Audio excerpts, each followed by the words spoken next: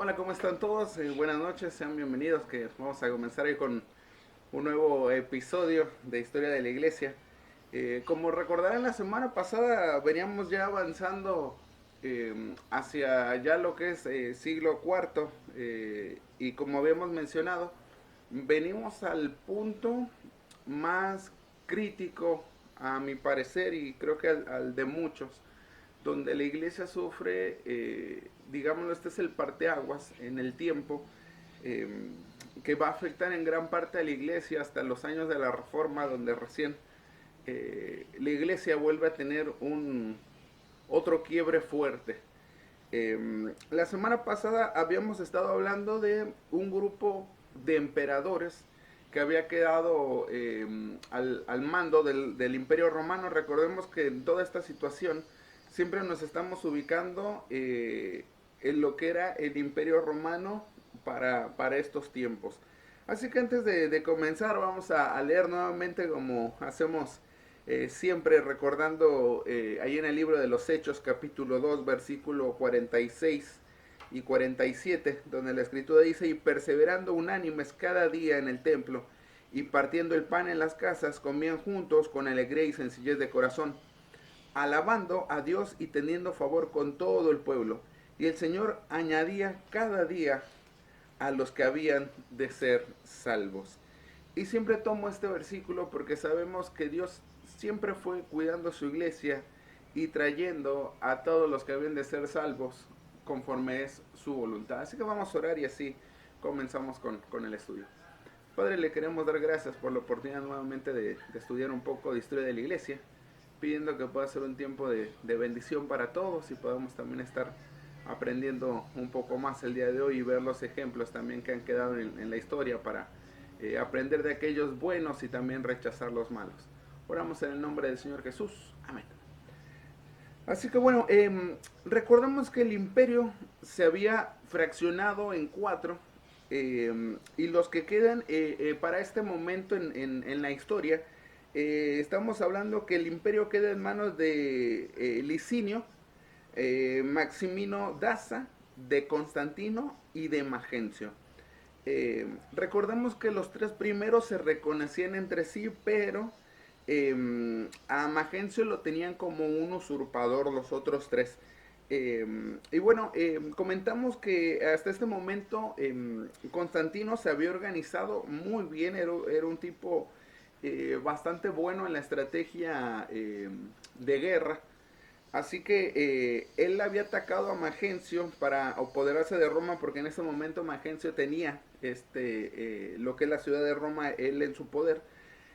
Y recordemos que los historiadores del momento, tanto los cristianos como los no cristianos, comentaban, ¿no?, que Constantino, él había dicho que había tenido un sueño donde él había visto, recibido la orden de utilizar un símbolo para como parte, como su estandarte, eh, y que había visto en las nubes una inscripción que decía: con esto vencerás. Y este símbolo era la superposición de las letras X y P en el alfabeto griego, porque estas dos letras son las dos primeras letras de lo que sería el nombre de Cristo en griego, que habíamos, hago la recordación que en griego Cristo se escribe X, P, I, S, T, O, S, como expistos. La verdad no sé bien exactamente cómo se pronuncia, pero así es la escritura en el griego. Entonces Constantino toma este estandarte como su, eh, digámoslo así, su símbolo de batalla.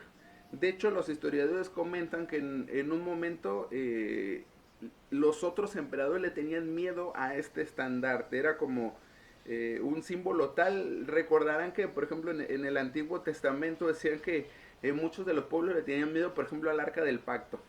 Y bueno, el estandarte se volvió un símbolo de Constantino en la guerra, y la gente llegó a tenerle bastante miedo a este símbolo.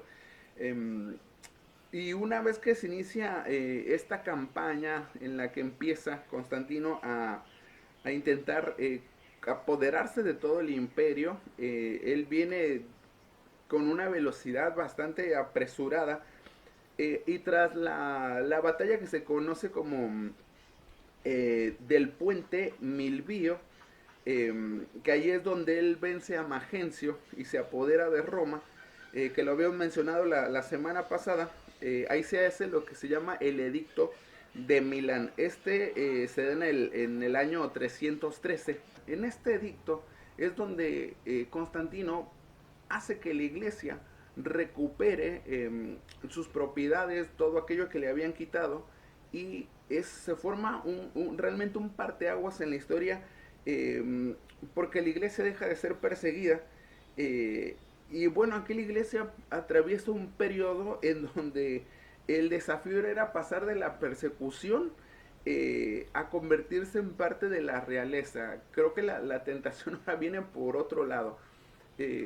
Yo creo que podemos ver este periodo en que Satanás se dedica a perseguir a la iglesia, y la iglesia, en vez de menguar, crece y crece y crece y crece con la persecución. Y creo que es un cambio de estrategia totalmente. Acá la iglesia pasa a otro momento, se firma este edicto y la iglesia comienza a recuperar las propiedades que les habían sido quitadas, casas, bienes, todo. La iglesia comienza a recuperarlo, y la iglesia deja de ser perseguida, así que realmente pasa a otro momento. Y nos vamos a dar cuenta que Constantino viene haciendo crecer y crecer y crecer y crecer su reino, y durante toda esta disputa terminan al final quedando solamente dos personas en el imperio como césares.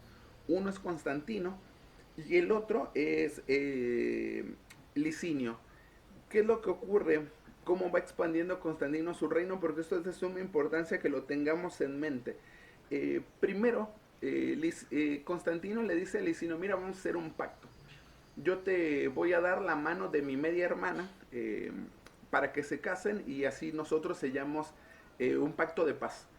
Entonces él da la mano de su hermana al inicio, hacen un pacto, y mientras que el inicio está intentando combatir contra el otro César que estaba en su territorio, Constantino se dedica a hacer crecer su ejército, a hacer crecer sus fronteras, y lo que hace él es congraciarse con el pueblo en el aspecto de que él le garantiza a la gente la protección contra los bárbaros, los vikingos, que como habíamos hablado en otros episodios, era lo que estaba en auge, que venían ellos a conquistar las tierras. Entonces Constantino ofrece una protección real, y la gente lo aclama, ¿no?, como gobernante, se sienten protegidos por él. Y lo que empieza a ocurrir, este circo que había con los cristianos que eran martirizados, ahora los martiriceros comienzan a ser los vikingos, los bárbaros, toda esta gente que viene de allá del lado nórdico. Dicen los historiadores que fue tal el punto de esta persecución hacia los vikingos, que ellos usan la frase tal matanza era que hasta las bestias estaban cansadas. Era como que ya ni los animales querían matar a las personas, porque era tal el circo que había que era descomunal. Así que mientras Constantino está encargándose de esto, ahora quien sería su cuñado está intentando crecer el reino, pero obviamente en la batalla se está desgastando, está perdiendo bienes, está perdiendo ejército, y Constantino sigue creciendo, preparándose para después él tomar todo el territorio. Licinio, que es el cuñado de Constantino, se llega a apoderar de todo el este de Italia, Egipto, ahora sí que toda la parte que no tenía Constantino. Él logra expandir sus territorios de una forma muy, muy, muy, muy grande, y se le ocurre empezar a matar a todo aquel que fuese parte de las otras familias reales, cosa que no quedara ningún heredero de absolutamente nadie, o sea, eliminar cualquier forma de linaje de las otras familias. Así que cuando quedan ellos dos, Licinio y Constantino, obviamente alguien quería quedarse con el reino, ¿no? Alguien tenía que que quedar como único emperador. Así que bueno, se empiezan a hacer las disputas entre ellos, se empieza a ver diferentes situaciones hasta que en un momento Constantino ataca a Licinio eh, y es tal la situación que Licinio tiene que firmar un tratado de paz, retirarse, y viene tal que tiene que intervenir la hermana de Constantino, y que se llamaba Constanza, y va y le pide a Constantino que por favor no lo vaya a matar, que no vaya a matar a su marido, que no mate a Licinio. Eh, por lo visto, Licinio es asesinado unos meses después, y los historiadores todos concuerdan con que esta fue una orden que se generó desde Constantino. Así que era todo un personaje, ¿no? Esto pasa más o menos en el año 322, digámoslo así. Constantino aprovechó todas las guerras que había tenido Licinio, cómo se debilitó, y aprovecha este tiempo para poder después contraatacarlo y quedarse con todo el imperio romano. Así que Constantino llega un momento donde expande su poder por todas las fronteras que ya tenía el imperio, y literalmente él se queda como dueño. Eh, Así que esto ya estamos más o menos en esos años que son el 300 y pico. Y Constantino queda gobernando desde el 324 hasta el año de su muerte, que es el 337. Aquí la idea de Constantino durante su reinado pues, era expandir su reino, y sobre todo la idea de él era crear una nueva Roma. Él tenía como en su cabeza el pensamiento de hacer algo nuevo, y es cuando decide fundar Constantinopla, que Constantinopla significa la ciudad de Constantino.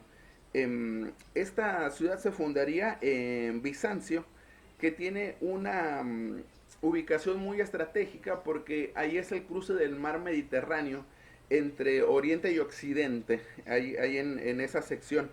Eh, y esta ciudad, a pesar de que era una ciudad pequeña, lo primero que hace Constantino es, dicen los historiadores, que va con una espada y empieza a trazar desde donde quiere la muralla. Porque la muralla hasta el momento dicen que tenía 3000 metros, o sea, 3 kilómetros, era algo realmente pequeño para la costumbre de las murallas de aquel tiempo. Entonces hace un trazo de muchos kilómetros, expande la ciudad, y dicen que en aquellos momentos estaban escasos los materiales y escasa mano de obra. La mayoría de la gente se había metido en la guerra, entonces estaban, digámoslo, escasos literalmente de personal para trabajar, y también de conseguir los materiales, porque no había gente que se estuviera dedicando a eso, sino que la mayoría estaba metido muy en la guerra. Eh, y lo que hace Constantino es que se dedica específicamente a la muralla, y todo lo que él empieza a traer son esculturas, obras de arte de otras ciudades, para traerlo a Constantinopla y volverlo una capital reluciente. Esa es la idea de Constantino. Hacerlo en la brevedad posible, volverlo una ciudad muy adornada. Eh, Se comentan que por todas partes sus encomendados, sus agentes, andaban buscando cualquier obra de arte que pudiera adornar la nueva ciudad imperial Constantinopla. Y muchas de estas obras eran imágenes de los viejos dioses paganos, que eran tomadas de los templos y se colocaban en lugares públicos en Constantinopla. Aunque a los ojos de las personas, digámoslo así, más modernas, eh, era como traer esas imágenes, ponerlas y que fueran solamente de adorno, que se convertirían en meros adornos. Porque estos se situaban en el hipódromo, en los baños públicos, y que y la gente decía, bueno, como fueron sacadas de los templos, al estar fuera de los templos, estas perdieron su poder sobrenatural, entonces ya son meros adornos. Una de las imágenes que fue traída era una estatua muy grande, que había sido, era una estatua de Apolos y que había sido hecha por un escultor que se llamaba Fidias, que era, digámoslo, el mejor escultor griego de ese periodo. Se trajo a Constantinopla. Dicen que esta estatua fue puesta, fue traída de Egipto y que aparte de lo grande que era, se había puesto sobre una base de mármol que tenía 7 metros de altura. O sea, sé que en su totalidad la estatua, con la base y todo, dice que medía más de 40 metros. Y lo que hicieron es que sustituyeron la cabeza de Apolos por un busto de Constantino. Entonces imagínense que en medio de la ciudad estaba una estatua de 40 metros de altura de Constantino, que era supuestamente Apolos, pero le habían sacado la cabeza de Apolos y le pusieron la cabeza de Constantino. Eh, Así que como vemos, el reinado de Constantino se había expandido en gran manera y algo que tenemos que pensar nosotros es, ¿realmente Constantino era cristiano? ¿Cómo fue su conversión? ¿Qué fue lo que pasó? Y la realidad es que todos concuerdan, y creo que también a mi parecer que esto fue algo, eh, una estrategia para mí del diablo, porque no tenía nada, realmente Constantino no, creo que su vida nunca generó un testimonio de decir realmente es cristiano, y lo que los historiadores concuerdan, que ahora vamos a entrar a ese relato, que realmente él pues tenía poca y nula noción realmente de lo que era el evangelio, ¿no? De creer en el Señor Jesucristo, de esta conversión genuina. Eh, y en la iglesia, tanto en la iglesia primitiva como ahora, lo correcto es que cuando una persona viene a la fe, que cree en el Señor Jesucristo, nos tomamos el tiempo, ¿no? De enseñarle, eh, digámoslo así, lo básico del Evangelio. Después la persona cuando se apropia de la verdad, de las escrituras, es bautizada porque quiere dar un testimonio público de que ha creído, de manifestar su fe. Y después comúnmente la persona se queda bajo autoridad de la iglesia, ¿no? Digámoslo así, se pone a sí mismo bajo la autoridad del pastorado eclesiástico. ¿Y qué es lo que pasa con Constantino? Constantino no pasó ninguna de estas situaciones. De hecho, Constantino ni siquiera fue bautizado. Él pidió que lo bautizaran en su lecho de muerte. O sea, el tipo, o sea, era lo que menos le importaba. Eh, de hecho, él se hacía llamar a sí mismo obispo de obispos. O sea, él jamás se puso bajo la autoridad de ninguna clase en la iglesia, ni de la iglesia, ni de ningún pastorado, ni mucho menos. O sea, él mismo se había autoproclamado obispo de obispos. Eh, y algo que comentan muchos de los historiadores, tanto los cristianos como los no cristianos, es que Constantino constantemente se encontraba metido en rituales paganos, él siendo partícipe. Recordemos que su padre había sido un devoto adorador del sol, eh, así que realmente yo la verdad no creo en una conversión genuina de Constantino. Eh, Dios es el que sabe todas las cosas, ¿no? Pero por los hechos y todo lo que sucedió, considero que no fue así. Eh, Así que lo que muchos dicen, algunos dicen que por ahí Constantino se había convertido al cristianismo por un tema político, para él tener más poder político. Y la realidad es que pues esto está muy alejado de lo que ocurría en el momento. La mayoría de los creyentes eran pobres, no tenían un peso en la sociedad, como decir como pasaría hoy, ¿no? Que a veces vemos a X o Y político que intentan ir a las iglesias o hacerse como un cierto peso en las iglesias para conseguir el voto, ¿no? De los creyentes. Acá en este momento la situación era otra. La mayoría de los hermanos estaban casi en la miseria. Eh, no eran un número tan grande como para significar una fuerza para Constantino.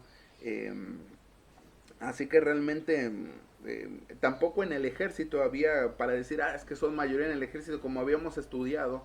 En general la mayoría de los escritores cristianos del momento decían que no era lo más correcto estar en el ejército. Así que había muy pocos cristianos también en el ejército como para poder decir, bueno, hay muchos cristianos en el ejército y esto me va a dar más poder militar. Tampoco era el caso. Así que, ¿qué es lo que podemos nosotros pensar que llevó a Constantino a esta situación?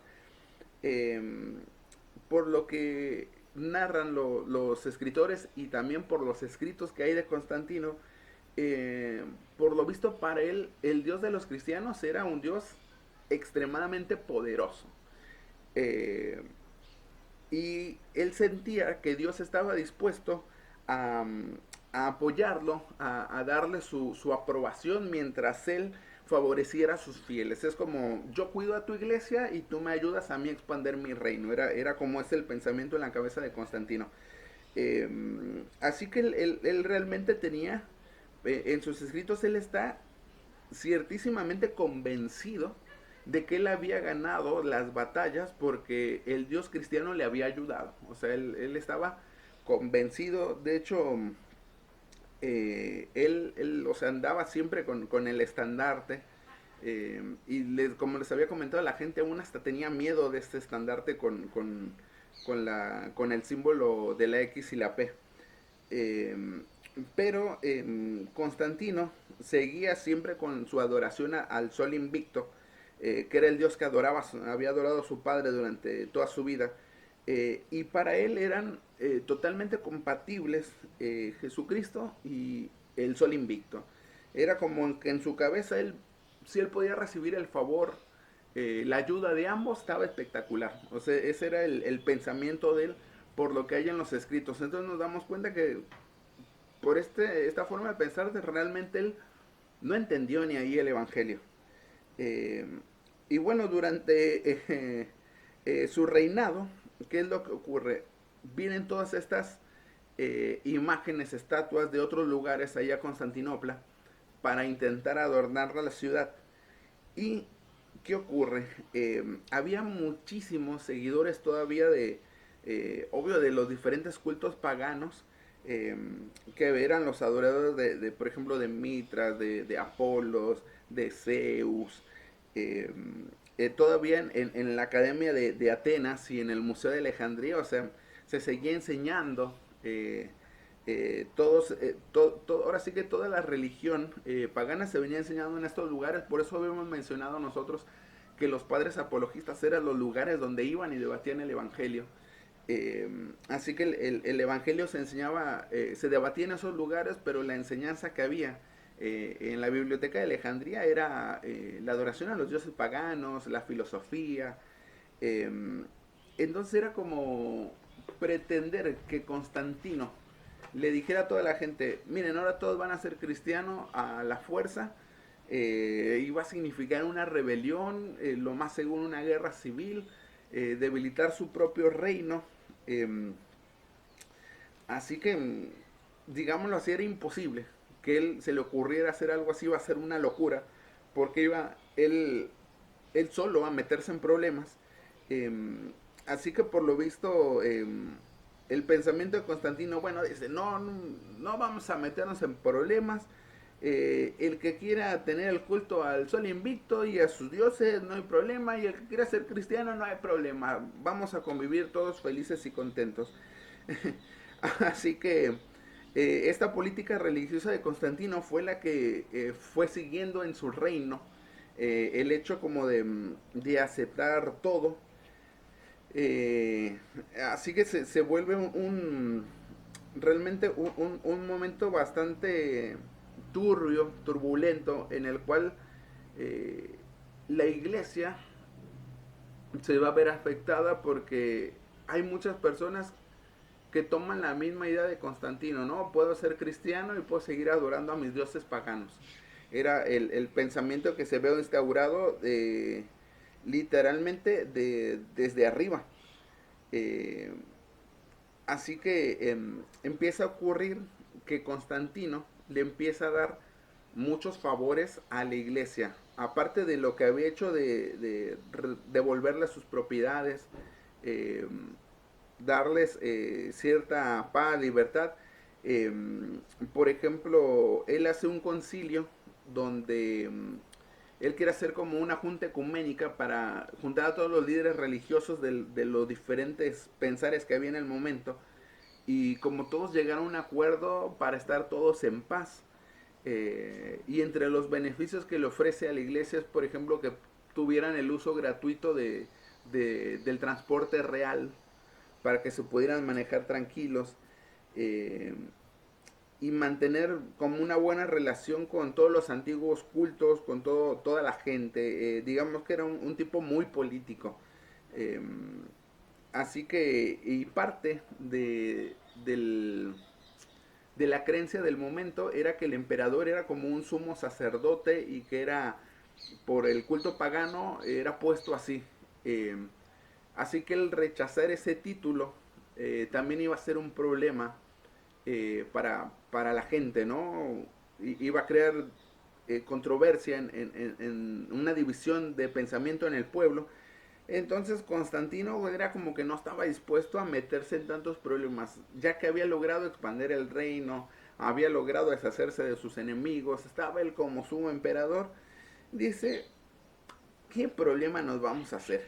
Y bueno, ahí más o menos por el 320 nos vamos a dar cuenta que él, en las monedas que manda hacer para el reino, vemos constantemente combinados el símbolo que él utilizaba de estas dos letras con algunos dioses paganos. Se vuelve la constante en el reino. Entonces, ¿qué es lo que ocurre? Literalmente un, no sé si decirlo, un batido. Es como metemos cristianismo, dioses paganos, el culto al sol, los dioses griegos, Zeus, Apolo, pum, los meto en la licuadora y presiono el botón, ¿no? Y lo que salga. Eso fue más o menos lo que ocurrió durante este periodo. Eh, y bueno, nos trae consecuencias hasta el día de hoy, ¿no? Que vemos esta gran confusión que se generó en la iglesia, y es donde se empieza a formar esta, eh, digámoslo, como situación social muy alta en la iglesia, y es donde se empieza a generar lo que hoy conocemos como la iglesia católica romana. Porque empiezan a, creo que aquellos que se encontraban en ciertas posiciones ahora se encuentran de estar pobres a ser los más ricos. La iglesia empieza a tener beneficios, empieza a tener dinero y empieza a haber una gran desviación.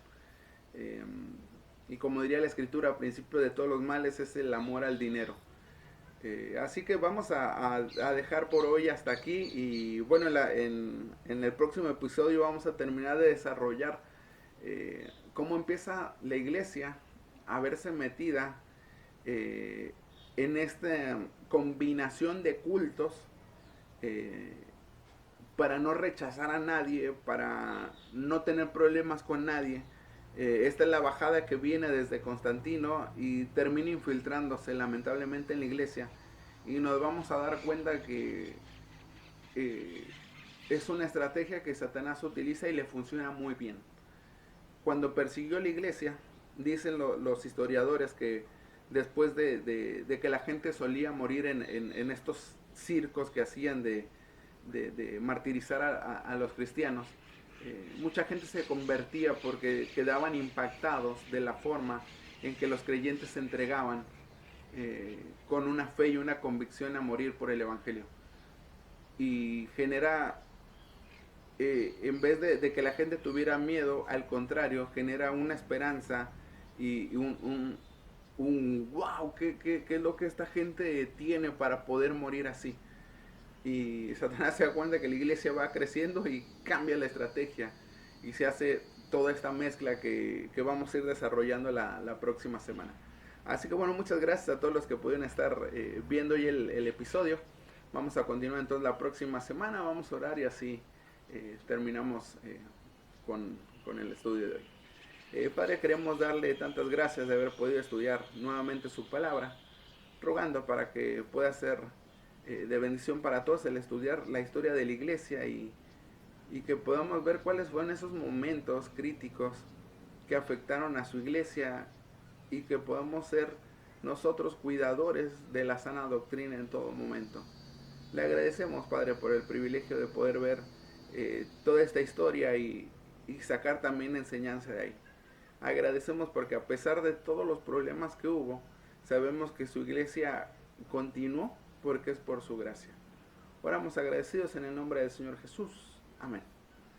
Así que bueno, que el Señor les bendiga. Nos encontramos en el próximo episodio. Ya saben que ahora estamos transmitiendo lunes, miércoles y viernes a las 20:30 y sábados y domingos a las 20 horas. Es el horario que estamos transmitiendo, así que si el Señor lo permite nos encontramos en la próxima transmisión nuevamente por acá. Un fuerte abrazo para todos.